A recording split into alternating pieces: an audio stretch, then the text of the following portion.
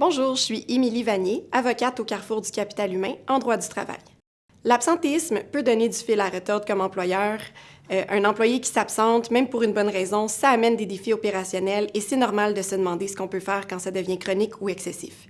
L'absentéisme fautif, c'est relativement simple à gérer. Une absence non autorisée, par exemple sans prévenir ou sans fournir de pièces justificatives demandées par l'employeur, ça peut et ça devrait être passible d'une mesure disciplinaire.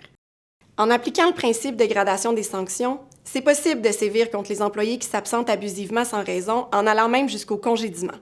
C'est plus complexe lorsque l'absence est justifiée, par exemple pour des raisons médicales ou familiales. L'employeur est en droit de s'attendre à une prestation de travail de la part de ses employés, mais il a aussi des obligations en vertu de la charte pour éviter toute discrimination basée, par exemple, sur l'état de santé. Ça entraîne un devoir d'accommodement.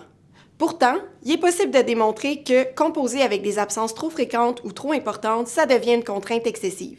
Il y a plusieurs étapes à suivre pour se constituer une telle preuve. Il faut agir dès les premières absences pour documenter judicieusement leurs raisons, leur durée, ainsi que les réorganisations, coûts ou autres difficultés qui ont été engendrées, le cas échéant. Dans le cas d'une invalidité, envisager une expertise médicale permettra d'être fixé sur le pronostic à moyen long terme parce que si on n'a pas un retour prévu dans un avenir raisonnablement prévisible, c'est un critère accepté par la jurisprudence pour justifier une fin d'emploi administrative.